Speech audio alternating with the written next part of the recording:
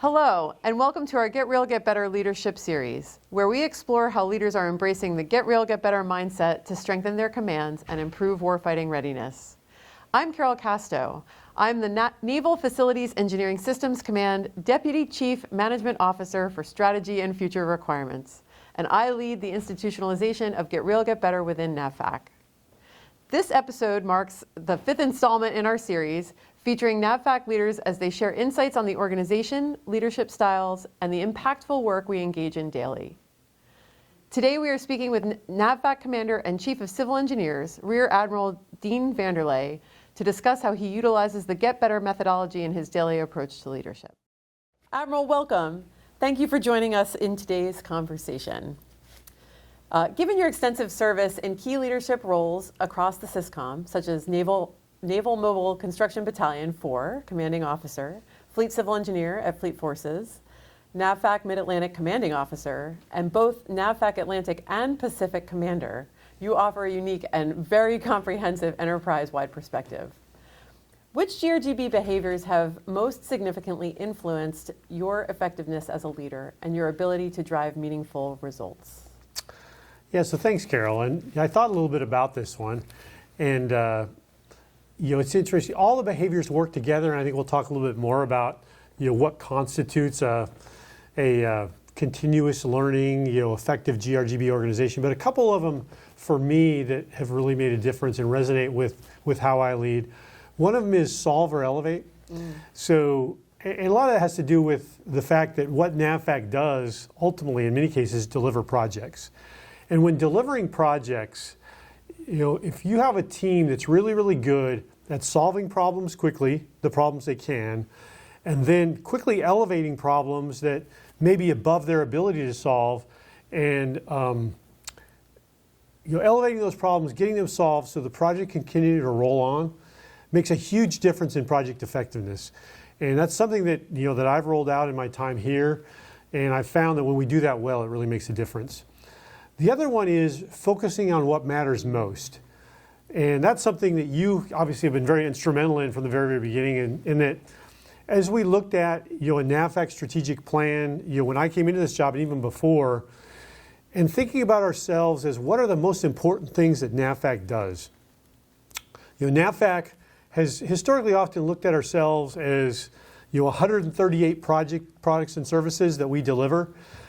And what you've done and what the team has done is to really try to pare that down and say what really matters most. And ultimately getting down to 7, what we often refer to as capability areas or mission areas that are the most important things that NAVFAC does. And what that's allowed us to do is then, in those specific capability areas, identify, hey, what are our strategic objectives? How do we measure that? What are our tier 1 drivers, tier 2 drivers? How do we measure those? And by really understanding that, it's allowed us to understand what matters most, but then also understand what are the levers and opportunities to make improvements in ways that are move the needle and make a difference. So those are 2 things that I've found that really make a difference and that have been important for me in how I've led my time in NAVFAC and even before. Yeah, and we've seen that, right, in the project governance instruction, and the performance report that we've seen now come out annually has been an evolution of how we measure those things that are most important. So those are great behaviors to exemplify. So very good. So Admiral, Get Better is about continuous learning, solving problems at the root, and holding ourselves accountable for improvement. From your perspective, what does Get Better look like in action at the command level? I think about it to some degree as a process. It's both a process and a culture, and those 2 things have to come together. To me, it really starts initially by having a questioning attitude. And those, we're largely a technical organization, and so in many cases, having a questioning attitude comes naturally to us, which has been very helpful and very positive for NAVFAC. Yeah, but it comes down to whatever's happening, whether it's good or whether it's bad, particularly if you're having an issue or a problem, to not just accept it, but to question it and understand, why are we having a problem here? And starting with that mindset, and then moving along to not just questioning, but really understanding at a root cause level what's going on here. And not only, and doing that by engaging the entire chain of command or the entire workforce, one of the things we might talk about is we've oftentimes focused on leadership behaviors. So what about all those folks who may be not in significant leadership positions? But I would say to do this well, you have to engage the entire team. So I like to think about things as value streams in many cases. And so the whole team is going to understand why it is that we're having challenges or what opportunities we have. And you need to get their perspectives. Too often we as leaders will rely on our gut and not engage in that way. But to do it well, you need to engage and understand what's going on. And then based on that, you really understand the problem from the perspective of the entire team. And then look at what are those root causes and what does that imply as far as opportunities and levers. So, and then once you identify those opportunities and levers and how you can measure those, so not just everybody's gut feel on what we think the problem is, but as you've told me many times, we have to be able to measure it. It has to be based on data. It has to be real. And once you really understand the problem at that level, then implementing change in a very deliberate way, thoughtful, again, not just going off your gut, not just randomly reorganizing in order to do something, but doing things that we know are going to make a difference and are going to drive improvement based on analysis, based on data. And I think if you pull all those things together and bring in the whole team behind it, help them understand the why of what we're doing, I think then you have an organization that really gets after the goals of get better and getting better and driving towards improvement. So if I could just stop for a second, and I believe that you've had a great part of your career has been in that deliberative approach. I really do admire it. It's not something that we see often, just for other people who may be outside of the command or people who may be within the command wondering, is this done everywhere? It's not. I mean, I think it's a rare skill to really spend the time to investigate the problem and then appropriately and use the data and the facts to move forward on the right solution. It's an admirable quality to have. So. Well, I would thank you for those kind words, and I will also tell you, we'll go completely off script, is that it's something that I've learned throughout my career from necessity in that I'm unique. I was a submarine officer for the first 7 years of my career, so I came to the Civil Engineer Corps kind of late. And because of that, I will sometimes tell people I was perpetually unqualified for most of the jobs I had. And what I had to, the way I dealt with that is by asking, essentially learning from the team and asking a lot of questions, and fortunately being surrounded by people that really understood our business really, really well. And that aspect I talked about, where you have to engage the whole team to really understand what's going on, it's something that I've developed, and I don't know if it was natural to me or it was just a coping mechanism based on the fact that I really had to learn from the people around me who really understood our business a lot better than I did in many cases. Yeah. Well, it's a good skill to have. This is great for teaching supervisors and leaders how to listen to others, building learning teams. Admiral Killian spoke about that at one of our other leadership discussions. So this is great. Thank you. So change is occurring at an unprecedented pace right now, more than ever at NAVFAC. How can Get Real, Get Better help create stability and mitigate problems related to a shrinking workforce? I think it's a use case for what we just talked about, which is how do you implement change. And so I think it starts off, and hopefully the NAVFAC team has seen this, from their leadership, is engaging the workforce. First of all, transparently letting them know what's going on. Why are we doing things the way we're doing? Why are things happening the way they're happening? What are the drivers for change? Change typically doesn't just happen organically. There's things that drive it. So transparently engaging the workforce and understanding the why, and then understanding from their perspective, as we talked about, what are the challenges they're facing because of this change, and then how do we all need to work together to make those changes that we need to be effective. And ultimately, sometimes the changes are simply to survive, but hopefully ultimately to thrive. And so that's the way I've seen it as we've implemented as we've dealt with changes. The most significant of which, frankly, is the reduction in the size of our workforce. So NAVFAC has lost about 9% of its workforce. The workload didn't go down, and people weren't sitting on their thumbs before. So in the immediate term, I think we're taking actions to survive, but also I think the leadership owes our team, really a deep analysis, by engaging with them on how we can then thrive and be better than ever. Yeah, agreed. It's a tough time right now, so we are trying to survive, but I do think there's definitely mechanisms in place that are moving forward to figure out how to thrive again, right? So as a follow-up to that, how is GRGB helping influence the Shore C2 implementation? So, for those of you who aren't familiar, Shore C2 really is something that affects the public works departments out in the field at the installations, and it realigns the public works departments. Currently, they are NAVFAC employees who really work in accordance with the priorities of the installation commander. So it's a little bit of a unique organizational structure and non-traditional compared to how the Navy would typically organize itself. One of the challenges that we've faced with that is, so in that structure, NAVFAC essentially works requirements on behalf of CNIC, who runs the bases. And we try to do that really well, and I know from somebody who's been in that structure, we try to do that.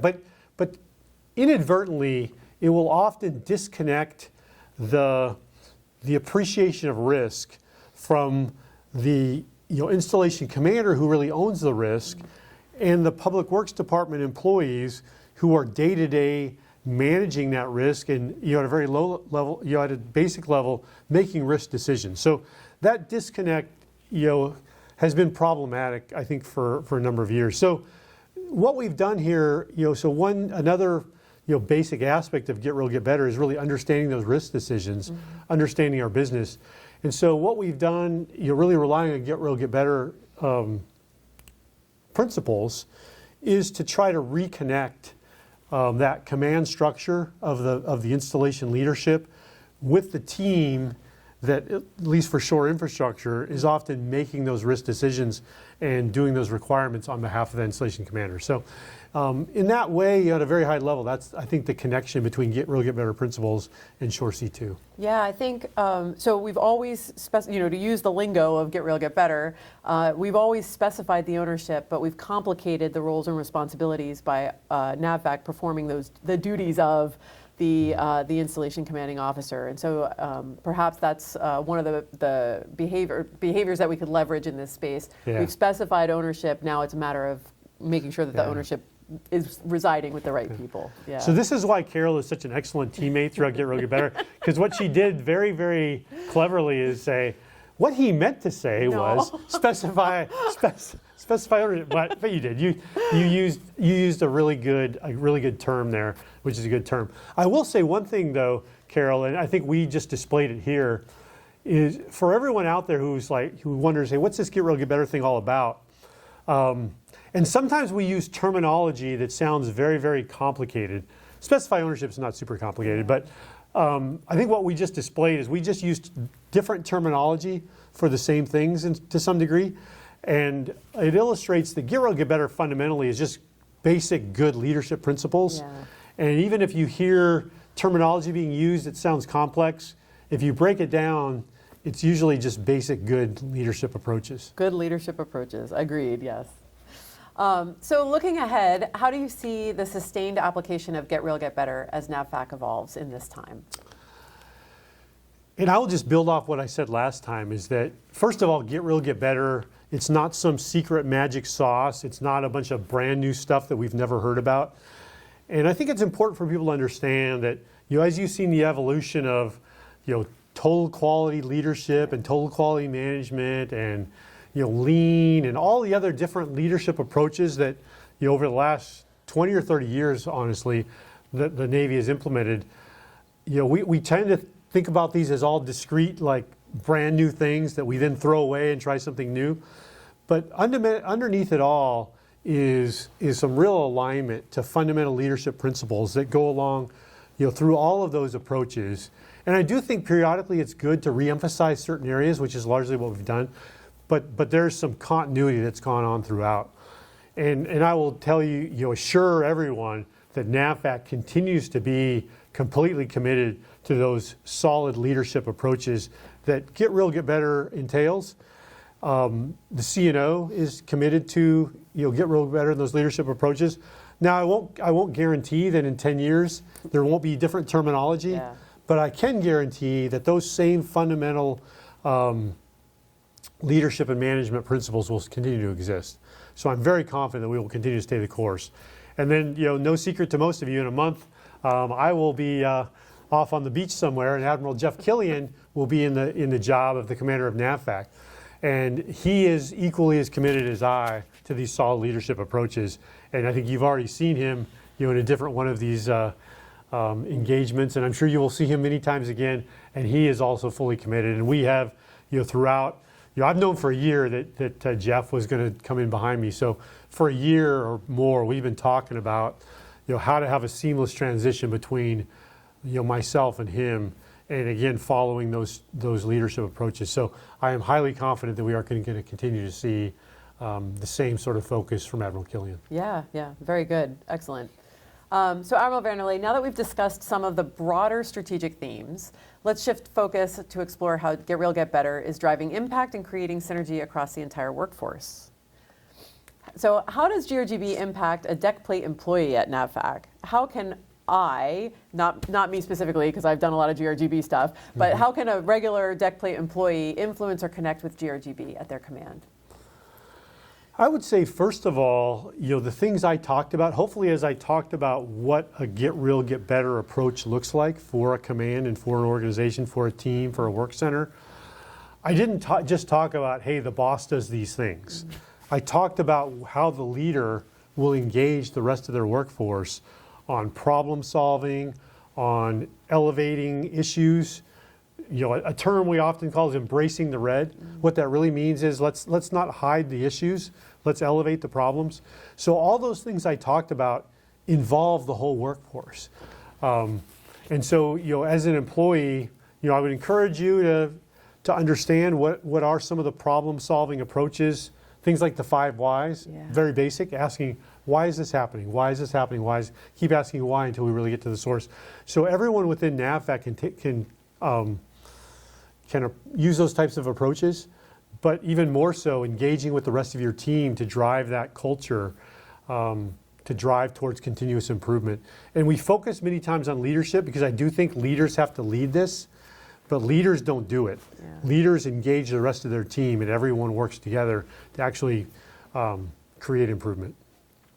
Yeah, I think when you were talking about the problem-solving tools, there is a lot of terminology with Get Real, Get Better that make it sound unapproachable. But man, the 5 whys has helped me tremendously. I've probably talked about this in previous videos, but just being able to say why can depersonalize issues that you might be having. Like, this isn't getting done because so-and-so won't do it. Well, why aren't they doing it? And then all of a sudden you find out that there's like some systems issue, or there's some other pressure or problem or priority that they have that isn't them. It's some other root cause issue, and then also that there's not a right answer. Like it's not to your point, it's not a gotcha question, right? It's 2 people asking the 5 whys can find a different root cause, right? And so maybe there are multiple root causes, and so just saying why 5 times may help identify the actual problem that needs solving. Yeah. And it's a good example too of something that most of us have done and experienced throughout our careers, especially if we were technical people. I'll go way back to when I was an ensign on a submarine. So my first job ever was the sonar officer. And so when you had this, as a sonar officer, one of the things we had to do is troubleshoot and fix our sonar system. And when that happened, I typically had to go sometimes to the commanding officer to explain to him what was going on. And so, I remember one specific time, very early in my time, and I was working with my guys, and we had a circuit board that was bad. So I went to the CO and said, "Sir, the problem is the circuit board is bad." He said, "Well, Dean, why is the circuit board bad?" And I said, "I don't know. I will find out, sir." So I went back to the team, and they explained to me why they thought the circuit board had gone bad. So I explained to them, and there's some sort of power transient. "Well, Dean, why did you have a power transient?"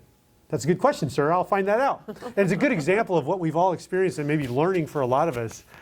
So at that point, and I think my commanding officer probably knew a lot of those answers. It was making the point to me in training, as a very young officer, training me on, hey, Dean, these are the questions you ought to be asking of your team as you're troubleshooting.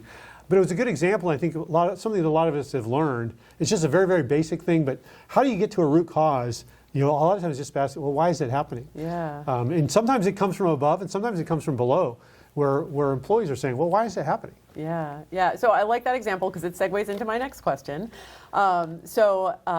Flipping from the deck plate employee to leadership, it sounds like if you have the right leader, you can actually get to those root causes because they keep pushing you to find it. So how do you have other examples you might want to share about how leadership might promote the adoption of Get Real, Get Better principles across all echelons at NAVFAC? Yeah, there are certainly types of leaders who are going to thrive and really promote Get Real, Get Better. Some of them some things that I've seen. Humility is a really important leadership trait. So if you're going to engage the team and ask them, how are things working? So that implies that I as a leader don't have all the answers. And so that's humility. And that's not always easy for us. We're always, when we watch John Wayne in the movies, right, he always knows all the answers, and if he doesn't, he follows it up with a gun or something. But that's not the picture of leader that we're always found. But that's the kind of leader that's really, really effective. Leaders who don't shoot the messenger when we talk about embracing the red. So that means that you're asking your team to tell you when things are not going well. And sometimes our natural tendency is to lash out at them. Well, a good way to never have anyone embrace the red to you again is to shoot the messenger when they tell you things are not going well. Right. So, or create more work for them. Or create more work for them, right? Or say, yeah, why don't you fix that? Yeah. we tend to do that a lot, right? We'll immediately task the people to bring up the question. So, that's the second area where, as a leader, creating that environment where people feel safe. Sometimes they'll call it psychological safety, where people are allowed to be transparent on what's going on without getting beaten up about it. And so ultimately it's just those a leader who is going to promote that kind of an environment by being humble, by creating psychological safety, by embracing the red, and by working, engaging the team to understand how to drive constant improvement. Yeah. Well, so we're almost at the end of our interview, and I wanted to ask you a question that's not on our script, but as you are fading into the sunset or heading to the beach, as you said earlier, you're the first admiral who's been through the Get Real, Get Better initiative for your entire term. I think it started right before you came on board. And so over these 3 years, have you had like oh my, yeah, I need to change this behavior. I need to change what I'm doing from all of these monthly discussions that we've been having with the CNO, with the VCNO, excuse me. Is there something that you have learned now that you didn't know 3 years ago? I would say a couple of them. One is, I think the entire Navy has struggled is maybe too strong of a word, but at least debated how do you change the culture of a complex organization like the Navy, and for us a complex organization like NAVFAC. And one way, the one approach is you shotgun everybody out there with a whole bunch of training and hope it sticks. The Navy has seen that not work so well in the past. And so they took a very different approach and really, really took a very, very measured approach, starting with senior leadership, and worked to try to get full engagement and full buy-in from senior leadership, and then very slowly filter it down through the organization. So I saw that playing out, but then I also saw, and the ADCAR surveys that we did were very helpful, where there was also a huge desire from the workforce to say, what is this thing? I want to be part of it. And so how is it that we can do it in a measured way so we're not just shotgunning stuff out to everybody? And so trying to figure out how to get our leaders and our managers and really kind of that first level leadership to engage the team on Get Real, Get Better principles, but in ways that make a difference in their work center. And so I think that's been one, and we've together really talked about how can we do this within NAVFAC. So I think that's one that I've seen. I can't say that I've solved it and we've solved it, but I do think we've recognized the importance, as we're talking about here, about how can we get our managers to engage the whole team. The other one, and I talked about it from the very beginning, was to really understand our business and to understand what are the drivers for improvement, and then being able to accept that maybe we got those wrong. So when we look at at what we do, and what do we think are the drivers to success, and then when we're in an area where we're not meeting our goals, and then we improve those what we think are the drivers, but we're not seeing a corresponding improvement in the output or the outcome, then being humble enough to say, well, maybe we don't have those drivers quite right, and maybe we don't understand our business quite as well as we did, and being able to rethink those. But again, driving towards constant improvement. But it's all based fundamentally on understanding our business. And so I think those two things are a couple things that I've really learned. And I would say, like all learning, I won't stand up and even after 3 years, I won't say, yep, we figured it out, we've got it, and we're going to move out. Learning is always constant learning. And so we've learned some things, and I think we got to learn some more things. But through that, I think we're going to drive towards constantly improve. Okay. Well, thank you, Admiral. I'd like to be the first to say on behalf of all of NAVFAC, I thank you very much for your leadership in this space, especially. I think you've put us on a really good path to sustaining Get Real, Get Better in our systems, in our governance, and everything that we do day to day. So thank you very much. All right. Thank you, Carol. So thank you. Thanks to everybody who took the time to listen and learn about the NAVFAC Commander and how to begin using Get Real, Get Better problem-solving methods. I look forward to sharing more with you next time. Signing off.